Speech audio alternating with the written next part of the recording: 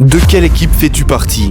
Écoute bien tous les arguments et réponds ensuite à cette question. Dans Jujutsu Kaisen, une des grandes intrigues est d'anéantir les fléaux sur Terre. Pour résoudre ce problème, deux options. La première est simple et efficace, bien que quelque peu cruelle. On sait que les fléaux naissent des sentiments négatifs des êtres humains. Par conséquent, la première option et la plus facile, c'est d'anéantir tous les êtres humains. Ou les singes comme les appelle Geto. Ce qui est d'ailleurs sa volonté, son idée de base. Et du coup, il y aurait plus de sentiments négatifs, par conséquent plus d'énergie occulte, et du coup, les fléaux n'arrivent plus, ne naissent plus sur Terre. Ça, c'est la première option, décimer la population. N'hésite pas à t'abonner en passant d'ailleurs. La deuxième option, beaucoup plus complexe à mettre en place, qui est d'ailleurs la volonté de Yuki Tsukumo, elle souhaite directement s'attaquer à la source du problème. Elle veut faire en sorte que les humains apprennent à contrôler leur énergie, c'est-à-dire de faire en sorte qu'il n'y ait plus que des exorcismes sur Terre. Ou alors, selon elle, il y a une autre possibilité, c'est de faire en sorte que les êtres humains ne produisent plus du tout d'énergie occulte. Un peu finalement comme Toji et sa restriction céleste. Et si plus d'énergie occulte, encore une fois, ça revient au même que le plan numéro 1, c'est-à-dire plus de fléaux. Le plan est beaucoup plus compliqué, mais c'est techniquement possible comme on l'a vu dans Modulo. Et du coup, ça c'est la deuxième option, faire évoluer l'humanité. Et toi, de quelle team ferais-tu partie? La team numéro 1, décimer la population, ou la team numéro 2, faire évoluer la population? Fais ton choix et dis-le moi en commentaire avec un argument si tu veux.